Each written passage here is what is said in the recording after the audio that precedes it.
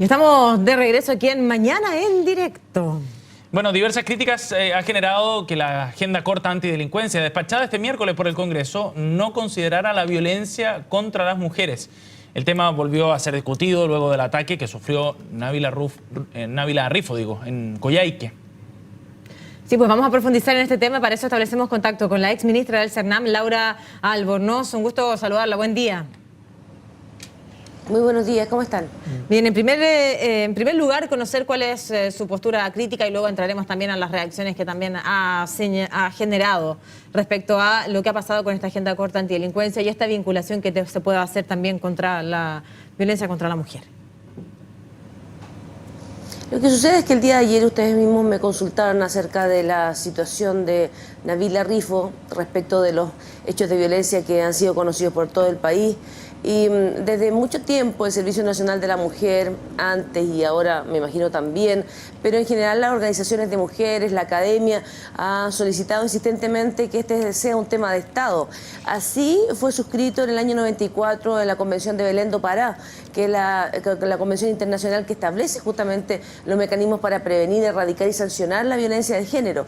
Este acuerdo fue ratificado por el Estado de Chile y lo propio sería que el Estado se hiciera cargo de adoptar las medidas, disponer de los recursos y orientar el modo de actuar de todo el Estado transversalmente para reaccionar frente a un caso de violencia de género, para no tener las consecuencias que vimos en esta situación en Coyhaique, para no generar este dolor nacional, pero por sobre todo este desamparo de una víctima que acudió frente al Estado y el Estado no respondió. Entonces, frente a eso, lo que observamos frecuentemente justamente son acciones que lo que intentan es prever situaciones de delincuencia para calmar la inquietud nacional y me parece bien.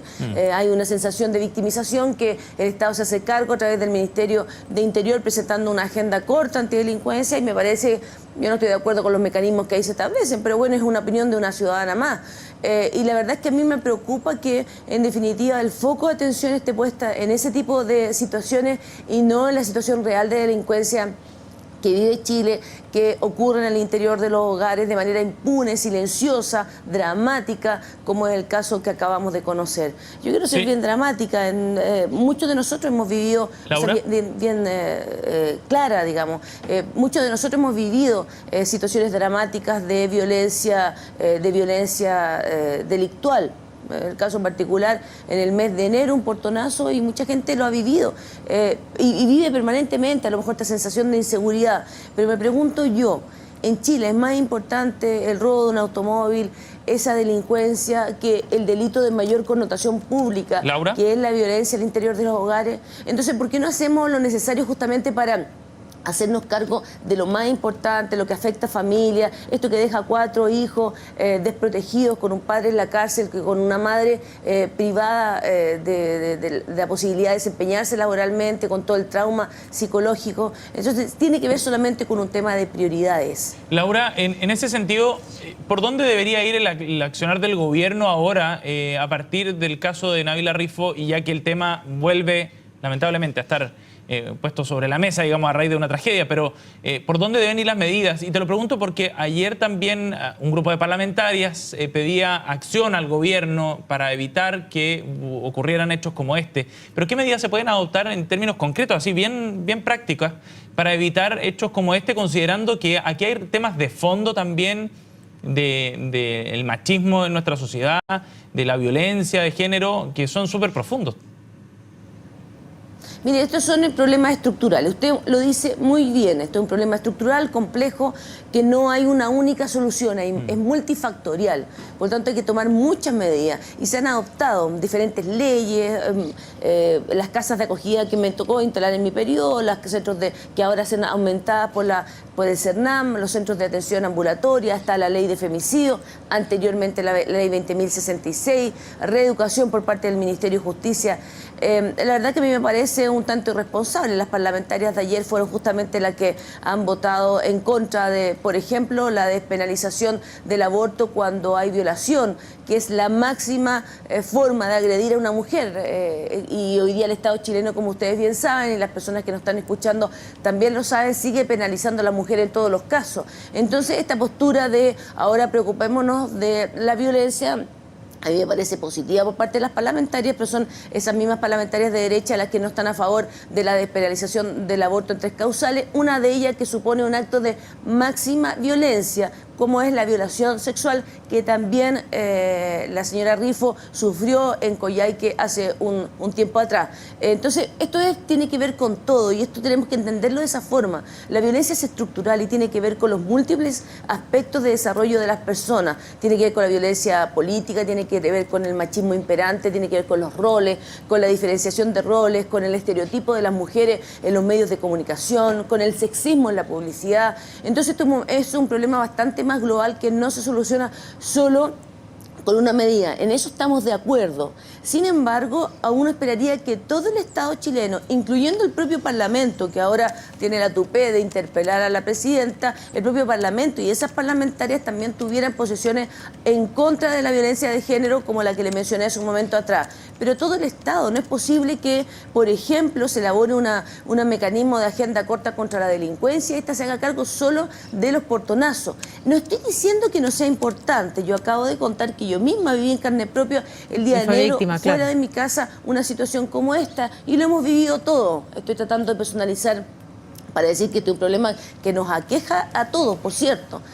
Pero la cuestión clara es que en Chile hay un delito de mayor connotación que ocurre todos los días al interior de los hogares, y esto tiene que ser asumido por la más alta investidura de la nación. No basta solamente con que el ministro presente una agenda corta antidelincuencia, que su secretario Alegüe le preocupe estas situaciones, sino se aborda realmente como un mandato general de todos los ministerios, desde el Ministerio de Educación, Justicia, el Poder Judicial, el Ministerio Público, en fin. Medidas concretas me pide usted. En España existen tribunales especializados en violencia de género que tramitan unificadamente toda esta problemática. Nosotros planteamos en su tiempo la creación del grillete que hoy día existe, pero solamente para aquellas personas que están en libertad condicional y no como medida preventiva para evitar el acercamiento. ¿Qué tal están funcionando la Corporación de Asistencia Judicial y la existencia de abogados para poder las mujeres víctimas de maltrato acceder a la justicia? Porque muchas veces la existencia de centros son insuficientes y no saben dónde acudir.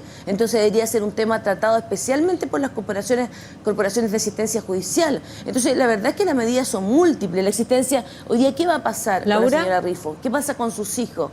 ¿Cómo el Estado responde frente a ella? Laura, el caso de la señora Rifo, esta lamentable y brutal golpiza que recibió, que es imposible no conmoverse con su historia, es imposible quedarse ajeno, pero a raíz de eso es que hoy día generamos este diálogo y esta conversación. Y desde ahí la pregunta apunta al Servicio Nacional de la Mujer, que usted conoce y conoció muy bien también. ¿Cuánto ha aportado las campañas, el trabajo que realiza el Servicio Nacional de la Mujer para evitar la violencia de género, no solo la más brutal, que es la que podemos ver en esta, que es un femicidio frustrado? No han disminuido las cifras, si bien se ha avanzado. Hay proyectos, por ejemplo, como este que mal llamaban algunos el proyecto del piropo, pero que finalmente también avanza para poder regular aquella violencia o al menos agresión, acoso callejero. Hay avances, pero ¿cuánto aporta significativamente el Servicio Nacional de la Mujer, el CERNAM, para poder poner atajo a este tipo de situaciones? Sin duda, mire, para quien conoce el Estado, compartirá conmigo que sin duda es la única institución que hoy día trabaja. Algunas cosas ha hecho el Ministerio de Salud, particularmente la creación de centros de atención a víctimas de delitos sexuales en su tiempo, pero es la única institución que trabaja por poner este tema. Es el autor de la ley del 94, del 2005, de la ley del 2011. Es el creador de las casas de acogida, de los centros de detención y las campañas que ustedes ven el día 25 de noviembre, el Día Internacional de la No Violencia contra la Mujer. Cuando yo digo que el Estado se tiene que hacer cargo, justamente es lo que estoy diciendo. Es que no solo el CERNAM tiene que hacerse cargo de esta situación. El CERNAM tiene aproximadamente, hoy día no tengo el dato presente, pero en mi época eran 26.000 millones de pesos de presupuesto al año para todo, para el pago de la luz, para la implementación de programas. Es desproporcionadamente inferior, y esto pasa en toda América Latina. En todos los mecanismos para el adelanto de las mujeres es considerablemente inferior para hacer una acción por sí mismo. Por tanto, si usted requiere, podría trabajar con todo el Estado, todos los ministerios obligados a decir algo al respecto. ¿Qué dice Economía? ¿Qué dice salud? ¿Qué dice justicia respecto a este tema? Pero es un tema el prioritario Cernam para el único Estado, llamado la porque violencia es una de género. obligación del Estado chileno, incluyendo los otros poderes del Estado, el Ministerio Público, el Poder Judicial, el Poder Legislativo. Entonces, en ese orden de cosas, si usted me pregunta, yo le digo muy honestamente, es el que más ha hecho. Entonces, usted seguramente, si usted rememora lo que la época de la tipificación del femicidio, a lo que hemos escuchado hablar justamente en estos días, no ha sido al subsecretario del Interior, al ministro del Interior, al ministro vocero. Quien ha hablado ha sido la ministra del Cernam. Y ese es justamente el problema. En Chile y en toda América Latina, quien responde por estos casos generalmente son pequeñas instituciones dotadas de escasos recursos para hacerse cargo de un tema que es complejo, que es estructural, que aborda toda la conformación cultural del país. Para la agenda antidelincuencia habla el ministro del Interior. Para los temas de género que tienen más alto impacto y son más complejos, se tiene que hacer el Cernam, una institución que tiene escasamente, hoy día se le otorga el rango de ministerio, pero su presupuesto sigue siendo el mismo. Entonces el llamado más bien y la preocupación tiene que ver con que la agenda antidelincuencia no solamente tiene conceptos errados como es la control preventivo de identidad, en donde hay un tremendo retroceso en el tema de los derechos humanos y de la posibilidad y de la estigmatización, porque con eso también se vuelve a esta idea de que a quién le van a controlar. Hay una supuesta estigmatización a los más pobres, a los que andan vestidos de determinada forma. Pues bien, no solamente esa es la crítica, sino también el que no se haga cargo de un acto delincuencial que ocurre todos los días al interior de los hogares y que tiene que ver con esta situación impune de maltrato. Sí. La señora Rifo había denunciado, vivía violencia, tuvo temor, acudió y el Estado no le respondió. Es esa la crítica que se hace desde la academia, desde el movimiento de mujeres o desde quienes hemos estado a lo largo de nuestra vida vinculado con este tema. Entonces no sirve de nada conmoverse de tanto en tanto.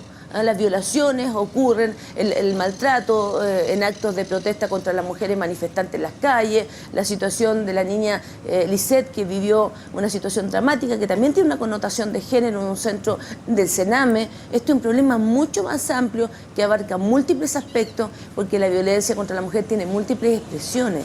Entonces se requiere muy responsablemente que aquí haya de parte del Estado una acción mucho más coordinada y colocar el número uno dentro de las prioridades y no solamente incorporar en la dimensión del ataque de la delincuencia la privación de bienes materiales, sino también de vidas humanas. Laura, usted, bueno, a propósito de la situación que tuvo que vivir, lo que tuvo que vivir en enero, es que también de alguna manera fue víctima de un tema que hoy día se legisla, que es la agenda corta antidelincuencia, donde el debate está centrado básicamente en el control preventivo de identidad, porque ahí está centrada la polémica, es desde ahí el anuncio para ir eventualmente al tribunal constitucional o no, si es que se transforma en una tercera cámara, si es que esto de alguna manera saca alguna roncha en el Ejecutivo. Ahí está centrada la polémica, bien lo sabemos. Pero en el combate contra la delincuencia, en todas sus manifestaciones, ¿es insuficiente esta ley?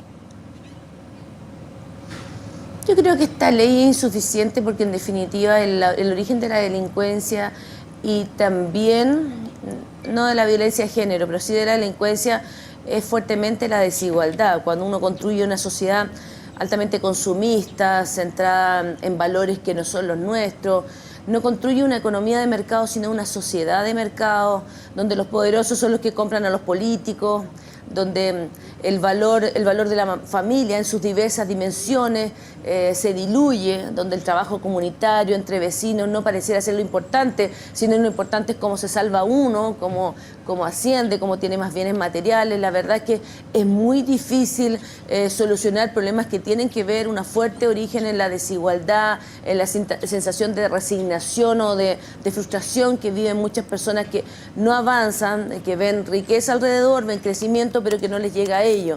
Entonces, no quiero dejarlo con esto en algo intangible. Entonces, yo creo que la desigualdad es la causa de la delincuencia y para eso debiéramos apuntar a tener un país mucho más equitativo. Yo entiendo que a eso apunta la gratuidad de la educación, la reforma tributaria y otras reformas que se están impulsando, pero claramente aquí se requiere un cambio de switch respecto del enfoque y todavía no hemos logrado, quienes elaboran los programas de gobierno, entender que estas medidas que pueden ser efectistas en un momento determinado no atacan el fondo del problema. Yo entiendo que se está haciendo el esfuerzo por ir por ambos lados, Pero la delincuencia tiene una raíz como el machismo, como la violencia de género, tiene una raíz que requiere, que es multifactorial y que requiere de varios mecanismos por los cuales ser abordada. No basta una única solución. Entonces resulta gracioso que se pretenda que solo con el control de identidad, que usted como muy bien dice, es la medida más polémica,